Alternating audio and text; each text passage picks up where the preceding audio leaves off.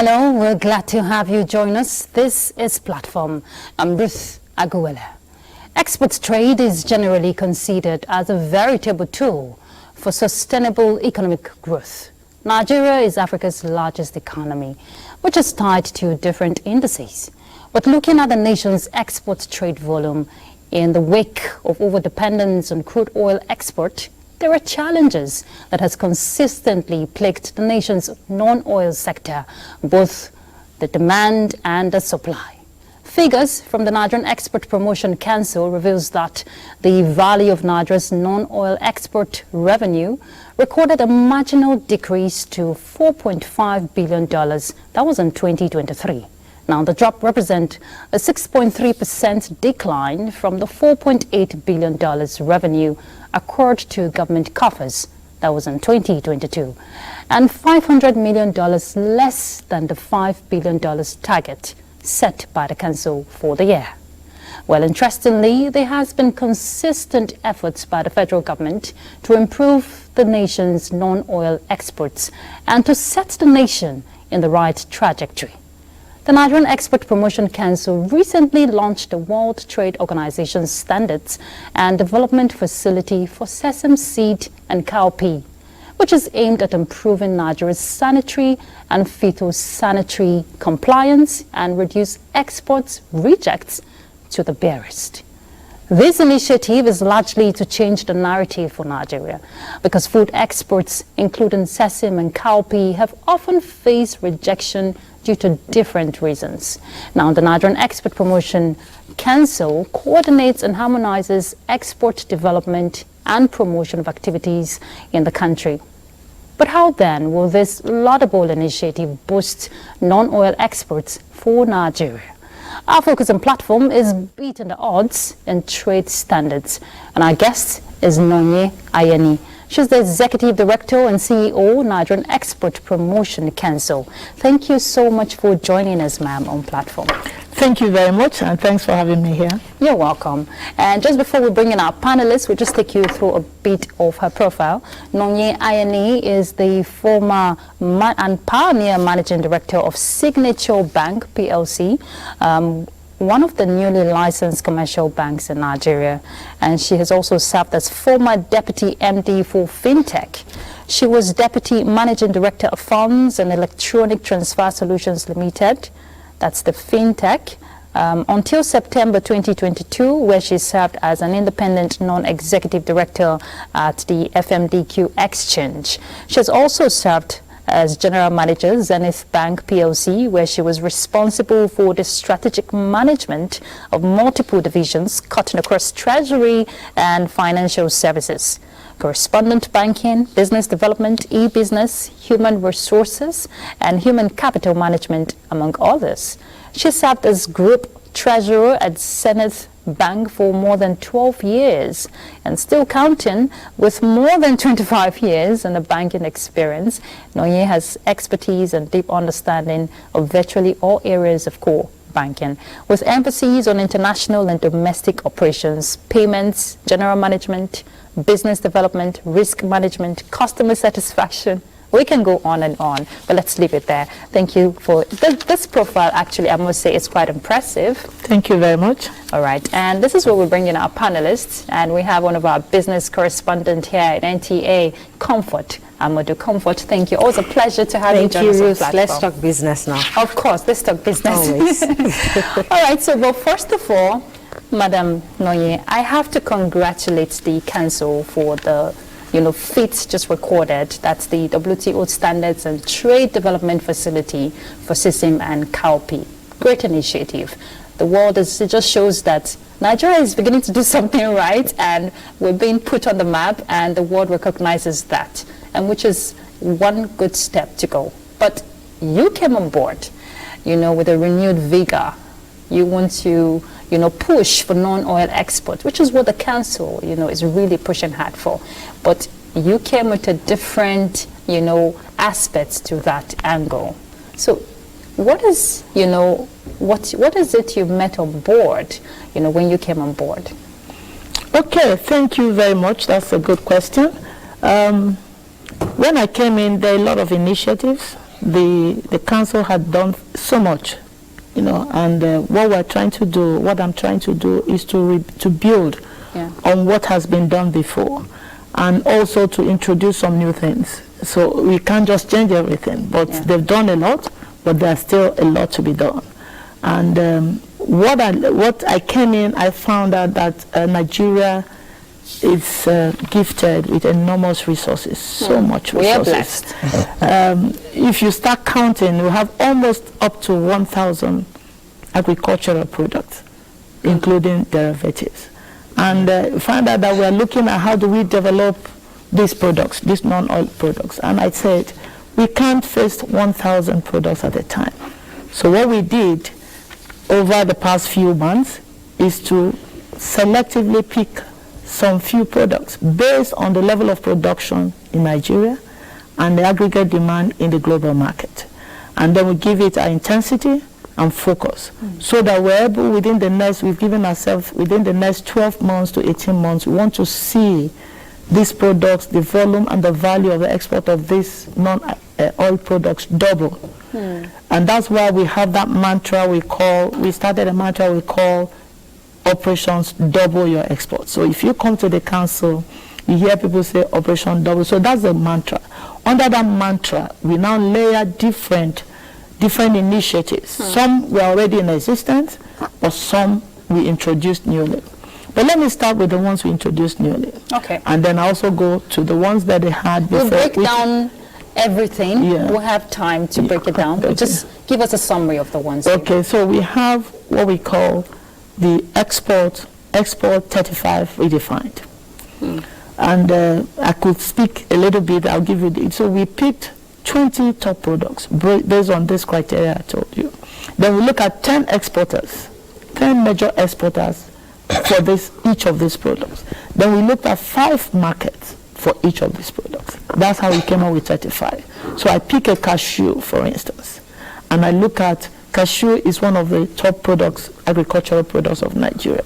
I look at the 10 exporters, 10 major exporters. What do we need to do to enhance their capacity in terms of removing the logistics issues and make it easy for them to export? I'm going to speak to those things later. Then we now look along the value chain and see the smaller players. How do we gather them together so that we can scale up easily? And that's when I'm going to talk about aggregation center. We'll get to the aggregation part. I see Comfort itching to pick up with a follow-up question, so go ahead, Comfort. Okay, so a whole lot has been done to promote Nigerian products, just like Ruth said. But we would like to know which of the products is actually making a headway and to what market? In Nigeria? Outside the country. Okay, we have a lot of it's all about export. Well, we have so many products, so I can't even say one. We talk about cocoa, we talk about cashew, ginger, hibiscus, soya beans. There are a lot. I'm even talking about agricultural products. We've not looked at solid minerals, which is a discussion of another day. Then services. So let me pick, for instance, the one that is dear to my heart is hibiscus. In recent times, they banned Nigeria from exporting hibiscus. But in collaboration with Mexico and setting up some fumigation centers, we found out that we've started exporting to Mexico, and the volume in the last few months has increased. So hibiscus is there, cashew is there, cocoa, there are quite a lot. And these are demanded in various countries, from Europe to Asia to even Africa. So we have good products, we have great opportunity in Nigeria. And you talked about 1,000 agricultural produce. Now that's a lot. And it's good that you're beginning to, streamline the process. And you just talked about Nigeria's produce, the hibiscus, being rejected. Now that is not only for that produce. We have a lot of, export items that are always being rejected. That has been the challenge. Now, Coming on board for you, how do you intend to look at those aspects of poor quality, inappropriate documentation and processing, the whole packaging and labeling that is not properly done because you're selling a market? Yeah, thank you. That actually speaks to one issue that is on our front burner in the council. If you look at rejects, what are the major reasons that they reject? Either you spoke about it, poor standards. They are not meeting up with international standards and quality. They are not meeting up with packaging. You have instances where in the past you have exporters, even for granule, they put in bottles. In bottles, there's no way it can align with global standard. Nobody's going to buy it. And then sometimes they put it in carton, and that's not also doesn't align. So what we're trying to, that's on that. Then you also have certification. So every country requires some level of certification on how if you're going to import, if you're going to export to those countries. And then there's issue of perception. Sometimes once they say things come from Nigeria, it's that's like very critical. Yes, and some of our products, they actually shift them through some West African countries, and it's label that is coming from those countries. Meanwhile, these are products from Nigeria. So what we are trying to do is to address the issues of reject, and that's where the STDF 845 comes in. It's one of the major initiatives that will help us curb this reject, in the sense that it's going to improve. We're going to teach through capacity building, training, and education. We're going to teach in collaboration with ITC and WTO, who have supported us over the years. And we're going to train exporters on how to improve the use of pesticides and make them adhere to the maximum residual level. And also we'll train them. We've in the past done a lot of certification. It's expensive, but NEPC has bankrolled some of these certification for exporters. Last year alone, we bankrolled certification for over 200 exporters. And certification in HACCP, ISO 2200. So we'll continue to do that. Once we have instances where some exporters, they were not exporting. They are just, this normal, take these products here. But when we certify them in conjunction with some of our development partners, they've started exporting. So we have some positive stories, some very good success stories to that. So in terms of rejection, again, I'll speak particularly the one that is also very close to our heart. In the last 3 weeks, we had a high-level meeting with NACO. NACO. If you look at exportation through the air, by the air, you have basically two gateways, NACO and SACO. So we picked NACO, and we'll soon sign an MOU with them. If you go to NACO shed, you see vegetables and fruits thrown away, and sometimes they force themselves to send it maybe to Europe, and they are rejected, having bad image for Nigeria. So we're working and with... it rubs off on the rest. Yeah, so once you see that, no, it's from Nigeria, it's rejected. So we are trying to take hold of the gateways for the air. So if we take hold of the gateways and make sure that whatever leaves Nigeria through the air is certified and is in good quality, then we're able to reduce that reject. Then I was speaking to perception. We are not as bad as they make us image, right? So we are doing a lot of advocacy with embassies, with development partners, to let them know that these are some of the things we are doing. In fact, sometimes when you engage them, you tell them some of the things that we are doing in Nigeria to ensure that we are meeting up with the standard, and they're like, wow, they didn't know. So there has to be a lot of engagement with embassies, with the development partners, and with institutions across. So that's why we would have some trade missions. Trade missions where we engage them to let them know what we're doing. So there are quite a lot we're doing in terms of reject. We've done the one for hibiscus, and that success we replicate in other products, and we're also cascading it to other countries, not just Mexico. Okay, so let's still dwell on the issue of the gateway, talking about at the farm gates now. We want to control the quality of our products so that it meets the requirements. With regards to sanitary and phytosanitary requirements, how do we deal with the issue of traceability from where these products come from? And the fact that some persons go directly to the farmers to purchase this product and send them out. Do we have any form of control to check this? Okay. So what we are trying to do, STDF 845, will address some of these issues. Because if you look at the activities, we already agreed that STDF will help to maintain the standard and the quality and deal with the issues of sanitary and phytosanitary conditions that we need to do. So apart from that, if you look at the activities that we've lined up under this STDF 845, there will be, first of all, identification of the issue. Okay. So we're going to go to the various locations. We're going to the farm gate where these products, I'm talking about cowpea and sesame, the farmers themselves will be trained. Farmers will be trained, the processors will be trained, the producers will be trained. So across the value chain, there will be training across the value chain, exposing them to what is obtainable in the international market, exposing them to those standards.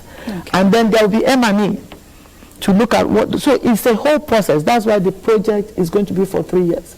So it's going to go from the value, and again, talking about traceability. With that, when you train the farmers, you tell them what to do. So when these goods are coming, you already know where it's coming from. And then when we talk about aggregation center, the aggregation center, because at the end of the day, we're looking at if we have adequate support to set up aggregation center for this cowpea and sesame. And when you have aggregation center, you're able to know where each product is coming, from which farm, and then M&E will help us ensure that what they were trained on, that they're actually imbibing on it. So it's a whole long stretch. And part of what I gathered, for the STDF is also the aspect, you talked about the monitoring and evaluation, which is very important for effective implementation.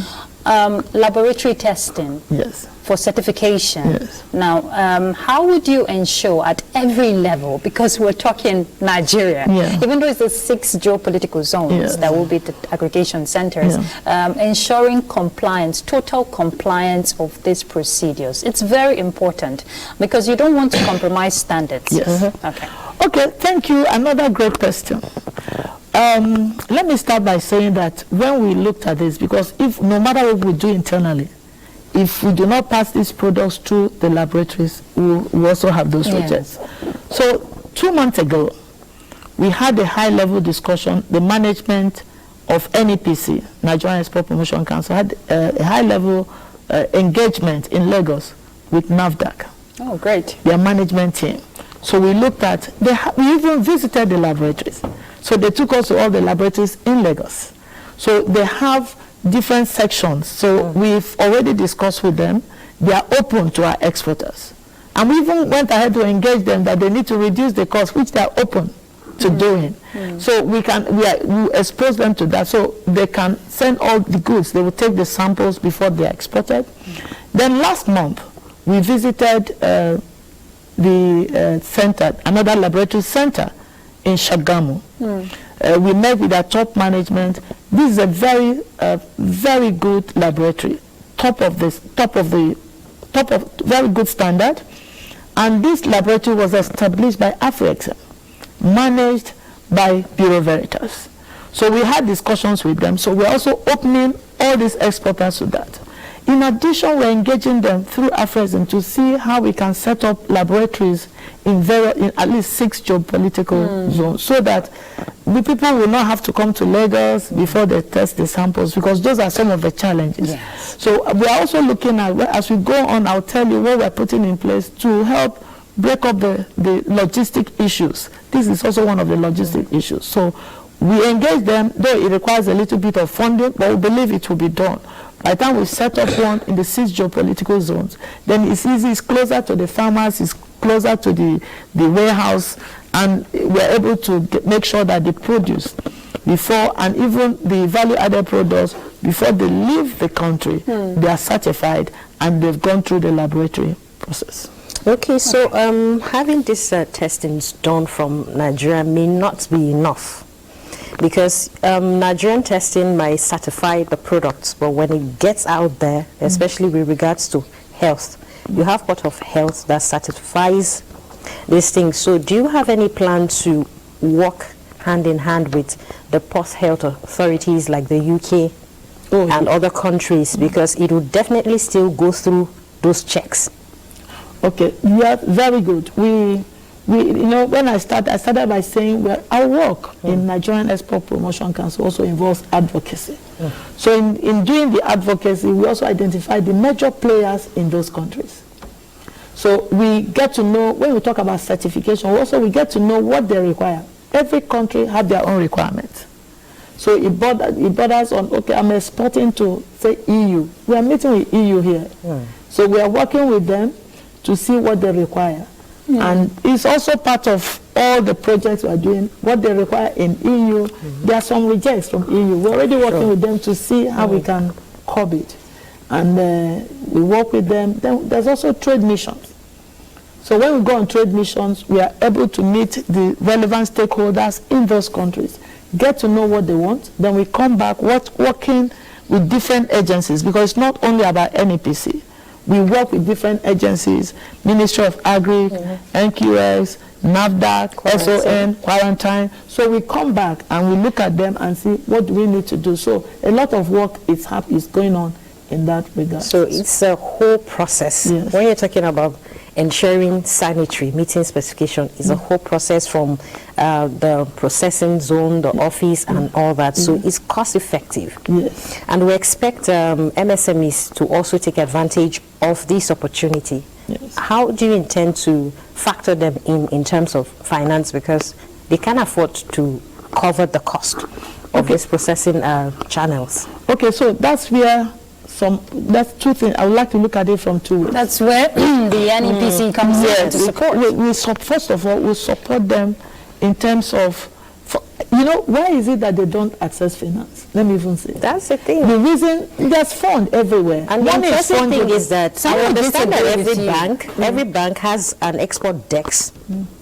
that is supposed to be processing finance for MSMEs, but they rather give it to the big players. Coming from the banking sector, the funds are there. The banks actually want to lend. Let me wear the cap of a banker. The banks actually want to lend. Okay. But the problem is, or the challenge is, that some of these exporters have not been able to have a good structure. If you're a banker, you want to lend money, you want to see your money in and out, because these are depositors' money. So I can't lend when I can't see the money coming. So most of these exporters, or some of these people that have not been able to access these funds, is that they've not structured their businesses in such a way that the business is de-risked. If you de-risk a business, the banks will run after you to fund you. That's one. Two, they don't have a good structure. I will take some typical, they don't know how to separate their capital from their profit. Some of them, you come in, somebody says, oh, I need money, just tips money and give the person, not knowing you're eating your capital. So if banks don't see how those structures, you have a good structure, you have a succession plan, you have a sustainable business, it will be difficult to access funds, not only banks, even other donors. So what we want to do in Nigerian Export Promotion Council, which is another initiative, is to train these exporters, especially at the lower end of the value chain, how to de-risk their business.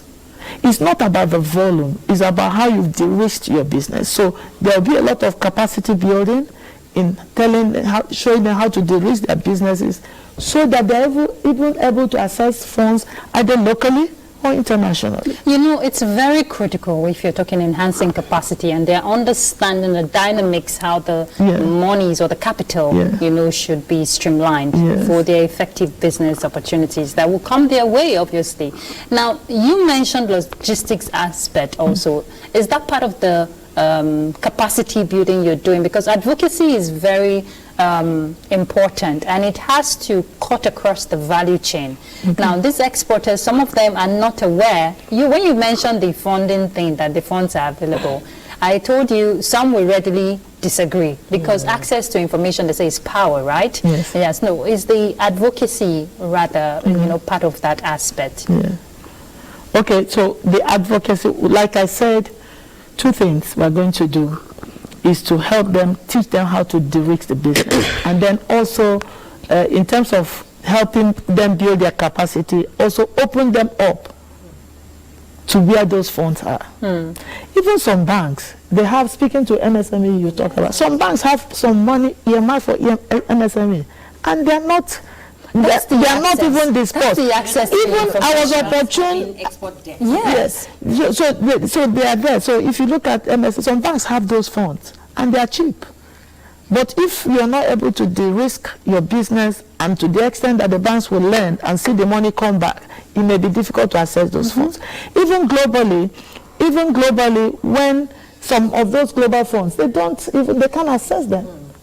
So that's one. So two things we are going to do in Nigerian Export Promotion Council. First of all, is to train them to how to de-risk their business and have a good structure so that they're able to access this finance. That's number one. Two, to create awareness for them to open them up to where they can get those cheap for. Even Nexim has funds. So we're already in discussion with Nexim. And are there criteria, Madam Noye, that an entrepreneur needs, to be certified for these funds you're talking about? Because I've spoken with a lot of entrepreneurs, except those who have access to these opportunities. They will still tell you the bottlenecks involved. Okay. There will naturally be there will be some requirements, and that's one. First of all, is structure from our perspective. If you structure your business to the extent that there's succession plan, you're doing your tax, your books are in order, you're audited. Some don't even audit their books. If I want to learn, whether I'm Nexim or whether I'm a bank, I want to see your books, because I don't sit with you. Your books, if you have an audited account, it shows that you have done this. You can see the structure. Number two, you have to have succession plan. Number two, we want to see your plan as to how you're growing. So those are the things NEPC is going to be doing. Okay. You understand? Moving forward. That's one other initiative. We're going to get some exporters and teach them, okay, this is what you need to do, this is what you do. And remember, some people think it's about big, it's not about not the size. There are some big companies that banks cannot lend to. There are some very small companies banks can lend to. Is that structure? And then want to see succession plan. Oh, great. Yes. If something happens, key man risk. So if something happens, God forbid, is the business sustainable? So sustainability comes in. I agree with you, because we have situations where entrepreneurs will probably purchase products, maybe say at 1 million, then they sell and use the same 1 million to go back into the market to buy. So they feel like they're operating at loss. That's because the business is not structured, and they are not separating their interests or even their capital. Yeah, that's correct. That's very correct. Okay, now let's also look at the aspect when you started your mission for the NEPC. You were really pushing for digital marketing now to boost, trade exports, especially for exporters. How would the council go about that? Because the world is global, and we're in the digital age. So that's actually one aspect a lot of marketers should deploy, right? Yes. And then sorry for the fact that the STDF also captures e-commerce. So it's part of the project. Okay. Okay, fantastic. Coming from a fintech, digital is the future. Okay, can you hold that thought, Madam Noye? Just hold it there. We have to take a break. Okay. So let's ponder on that. While we take this break, we're back. Stay tuned. What are we doing as a nation to first of all settle our teeming populace, especially the NTA's political package with a third eye on the nation's political scene? I'm Fisao Gufui. Welcome. You have to be very careful giving space to people who are obviously sponsored to further the agenda of some other groups. There's a lot of questions. A lot of questions in your closed door sessions. So some of these issues, some of the problems bedeviling of their. In fact, between June 1st and July 17, 19-point-something billion has left the coffers of the NBDC. I can say my constituency, they need everything because we don't have anything.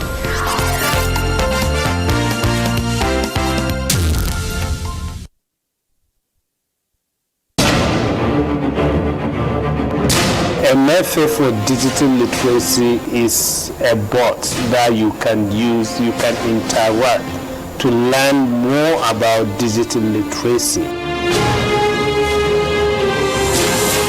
Hello, it's our pleasure to have you join us on Platform. I'm Ruth Aguwele.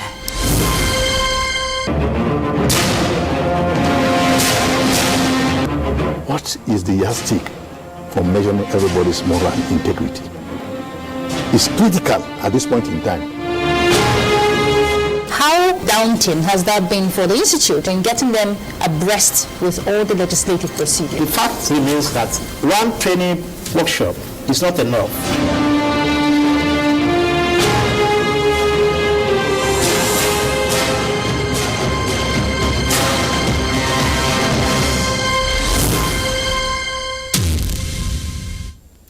Good to have you there. And the conversation is beating the odds in trade standards. Madam Moye, you were just going to respond to the question I asked on digital marketing to boost trade exports for entrepreneurs. So please go ahead. Okay, thank you. You started with fintech. Yeah, I said coming from the fintech background, okay. I'll say digital is the future, okay. And trade is expansive. Yes. When you layer it on digital.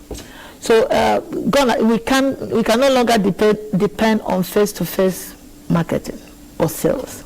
So we are also looking at how we can connect our women and even other exporters on the digital platform. And that will help them expand their business, expand their scope, reaching out to the whole world. You can sit in Nigeria and layer all your products. You can say, we have some success stories already, where you have some women exporters selling their products on Amazon.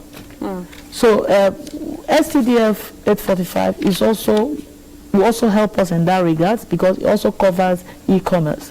So allowing the women and some other exporters to connect digitally to the whole world. That's one advantage. In NEPC, we're also looking at how we can expand our website. It's one of the things we're looking at. You layer where we have people can go into our website and see all the information, more like creating a market hub where we layer all these agricultural products, even services. Services is another thing we're looking at. So you can't sell services face to face. It has to be layered digitally. So it's a very important thing that we're looking at. We're working with ITC, in conjunction with ITC and WTO, and STDF 845 will also help us achieve a lot in that regard. Unfortunately, I was in Abu Dhabi when they launched this wide women in export in digital trade. I know you're very passionate about yeah, women in digital trade. We'll talk about the women aspect. Okay. Comfort, go ahead. All right. When you want to talk about export, it has to do with storage. Especially where sanitary and phytosanitary comes to play. Now, where is the point of aggregation and domestic warehouse here? Because you need to store these things in a container that meets specification itself, because keeping the goods is not just, because there are certain containers that could have been used for something else that would contaminate a specific product. Say you exported soya, and then you want to take out tomato or cowpea. You need to sanitize, yes, the container. So is there like an arrangement to use domestic warehouse? That's the project NEPC introduced sometime last year or so. Okay, thank you very much. We are trying to operationalize. It's a PPP arrangement, actually, because it's a very costly, let me put it that way. So we are trying to operationalize the domestic export warehouse. And to make it a one-stop shop, more like a dry port. We visited two, one in Lagos and one in Kano. That's the Dala Inland Dry Port. So we want to operationalize it and make it a one-stop shop where exporters will bring their goods, and the warehouse, they have the warehouse, you can have the aggregation center, you also have the laboratory center, laboratories, everything happens there.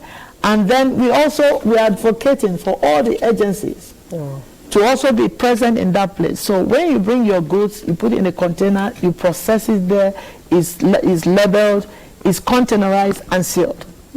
So through special trucks, it goes straight to the port, undisturbed. Unlike now where they have to be opening it, and then if it's where you have the rail or the barges, it goes straight to the port. So that will reduce the logistics, not only for the smaller players, for the big players, because if you talk to most exporters, sometimes it takes about a month.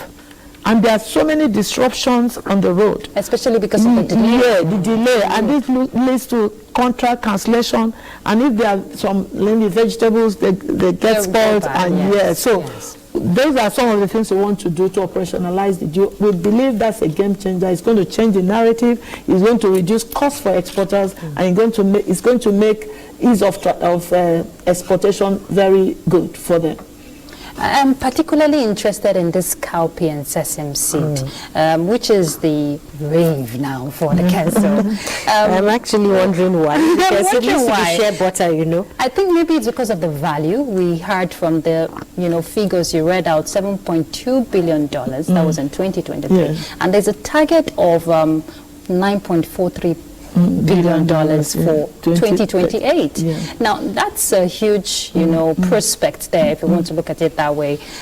And there are other produce. You talked about 1,000 agricultural produce derivatives. Yes, and derivatives. Yes. So, but will this initiative just launched by the WTO be replicated, to other produce? So we start picking out those ones that have been neglected for so long, to look at the economic benefits also. Yeah, fantastic. You see, a journey of 1,000 miles begins with a step. Starts with one step. We successfully, with ITC, in collaboration with ITC and WTO, we've successfully done shea butter. There's a model Which center. was a success. Yeah, very success. That's why they came for the second one. So there's one model center in Shaki. It's being run. It's like an aggregation center, and over 4,000 women have benefited from that. And you see, let's say some years back, you see people carry shea butter in small container. But you'll be amazed. We are fortunate to have the WTO, Dr. Ngozi, His High Excellency Dr. Ngozi Okonjo-Iweala. She came in. She was in MEPC 2021. She came in 2 days ago. She was to spend 20 minutes. She spent 2 hours. She was amazed. You see the quality of shea butter.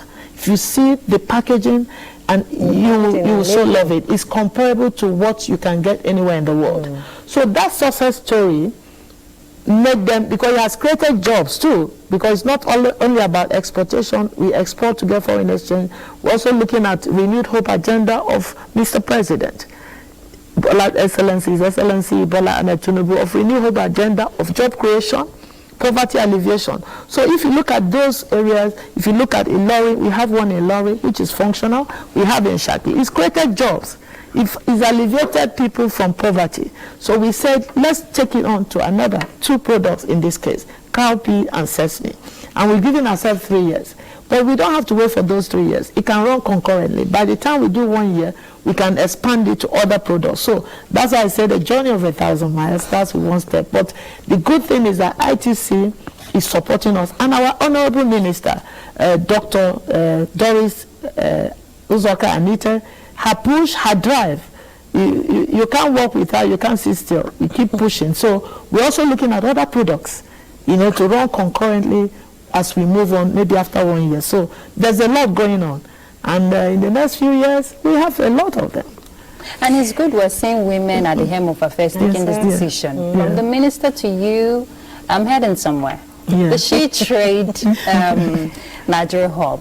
I know you're very passionate about, enhancing the capacity for women entrepreneurs, looking at support from them from all aspects. And it's good we're having a woman at the helm of affairs who understand where another woman is coming up. I'm sorry for being partial. It's the Women's Month. Let's talk about the women. Let's talk about the women. Let me tell you, women, I always say something. Everybody that works with me, the best people I work with, if you ask me to choose, sorry for men listening, if you ask me to choose who I work with, I like to work with women because women give you in business. They give you their best. They are not easily distracted. The best man for the job is a woman. And if you train a woman, you train a community. In fact, you train a nation. So tell us how the council is helping, support women, be in the export business, which I know the council is, really pushing for. Okay, you see the she trade? Yes. The she trade is about women. The she is S-H-E, is all about women. So if you see anything I'm saying, I mention women. We believe that if you empower a woman, you empower a whole community and a whole nation. So we are very deliberate and intentional about grooming women to do export. In fact, in the council, we have a division we call the women division. So the MSME, and then we have women and youth. So a lot of initiatives are being targeted at women. And women are less privileged, in quote, if you put it that way. And they are coming up. Maybe when next we are having such exhibitions, you'll be proud to be a woman. What happened in the council 2 days ago was all the people that came. Women are resilient, they are passionate, they are self-driven, and they stop at nothing until they succeed.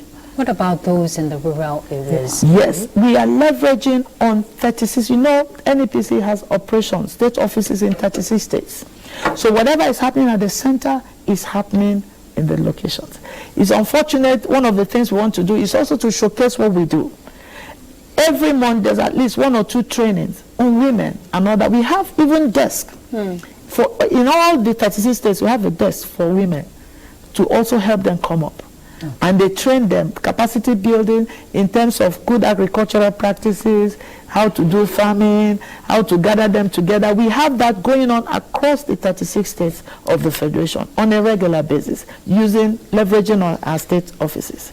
And then they report to the center. And that's why even the one I talked about that happened on 2 days ago, we brought people from the east, from the west, and from the north. They were there. Is the one-stop shop across the 36 states still operational? Because I think it's going to be pivotal to this drive. Oh, yes. One-stop shop. One product, one state. Yes. Yes, it's all encompassed. That's why we say we carefully selected.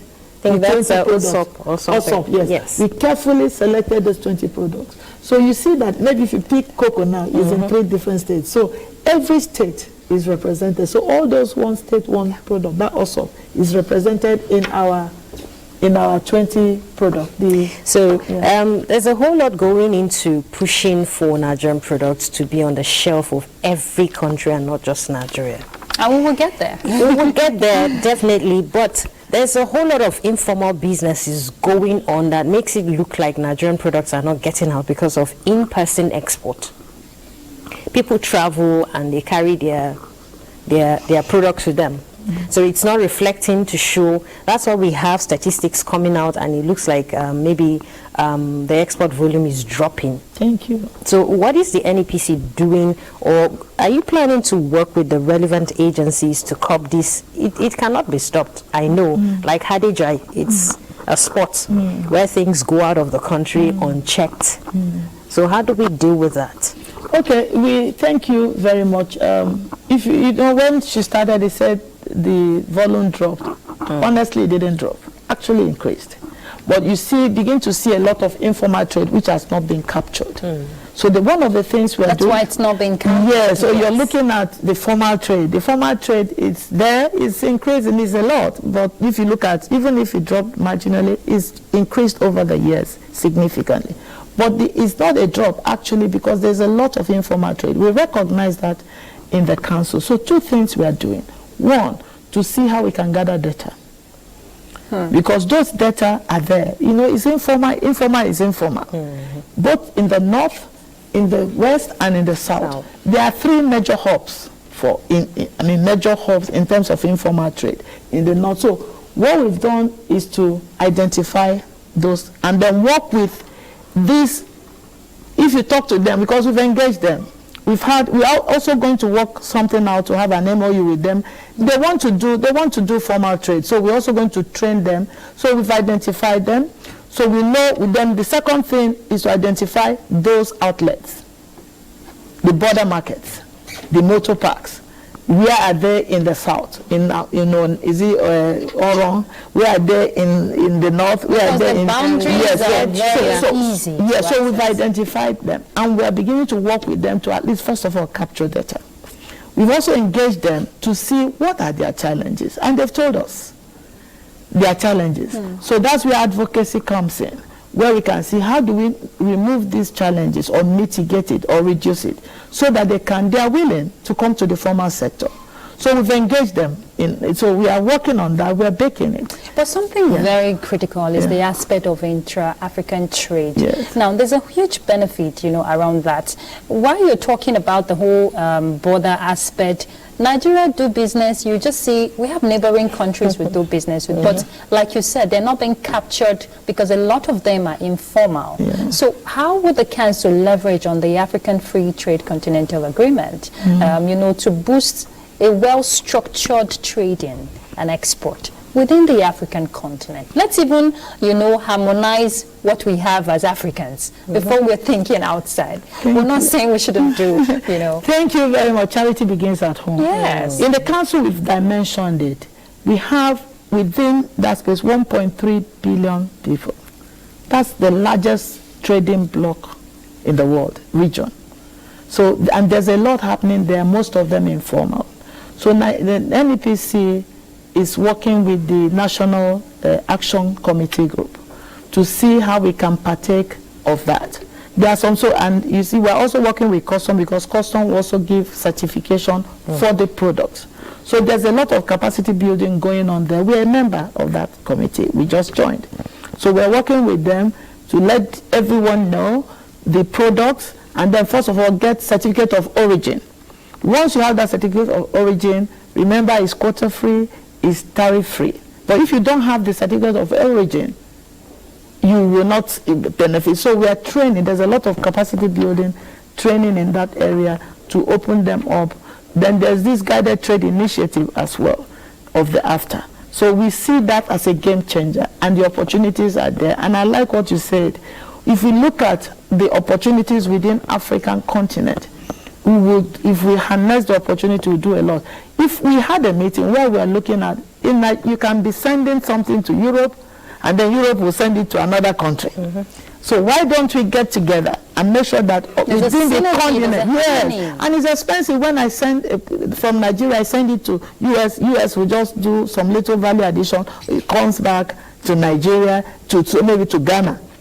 But when we get together, so the African AFTA is a good game changer for not only for Nigeria, for the whole nations in the continent. Comfort, you have a very short question. I want her to talk about Operation Double Your Export. I like that. How can we double our export? And then I know there's like a platform, NEPC Connect. Yes. What's the nexus? Okay, let me start with NEPC Connect. NEPC Connect, about 3 months ago, we introduced NEPC Connect. We want to bridge the gap between the exporters and NEPC. We don't want exporters running all, I want to go and see somebody, and we want to bridge the gap. So we are having our first webinar ever on the 21st, and I expect you to join. It's going to be a webinar where we first of all introduce some of these initiatives so people will know. You talked about some exporters don't even know what is happening. They don't even know how to access funds. So we first of all open them up to what we do, the various initiatives, and tell them how they can benefit from that. Then the next webinar will be, we pick maybe certification and we deal with it. We would pick, so they don't have to come physically, but we're pushing out information. And remember, I said we're looking at data collection. So we collect data. We also, through that NEPC Connect and webinar, we're going to tell them, if you're exporting this, we open you to the world. Do you know these are the information, these are the countries that need this in this form. And these are the, so that webinar, the first one is just open them up, then we begin to get surgical. Madam Noye, I can feel your passion, really. And I like your doggedness. So as we round off this conversation, share with me the vision we want to see, because we know the NEPC vision is to make the world a marketplace for Nigerian export. What is the vision? Because within a short frame you started, you're already pushing hard. What is the vision you want to see for exporters? I like to see Nigeria be a country that is well reckoned in terms of export. I like to see majority of our agricultural products, our solid minerals, to be everywhere in the world. And I also want to see, in line with the Renew Hope agenda, I want to see a lot of export. I want to come to Nigeria. I want to see Nigerians be major players in the global market. And finally, I'd like to see products being exported in shipload. All right. In shipload, all the products, not just in containers, in shipload, where you have industrial park. From the industrial park, you're shipping cocoa, you're shipping value-added products, not just... Let's leave it there. If you can conceive it, they say you can achieve it. You can achieve it, and in shipload is the word for me. Okay. Thank you so much, Madam Nonye Ayeni. She's the Executive Director and CEO, Nigerian Export Promotion Council. Wish you the very best. Thank you. And we want to see you succeed. And we want to see Nigeria succeed, actually. Thank you so much, Comfort Amadu, our business correspondent here in NTA. Thank you very much for having me. You're welcome. It's a pleasure. Thank you. All right, we've been discussing beating the odds and trade standards. There's a lot we can beat. If you set your heart to it, Nigeria is a blessed nation. Let's think Nigeria, let's grow Nigeria, and let's sell Nigeria. It's Operation Double Your Exports. That's Platform. I'm Ruth Aguele.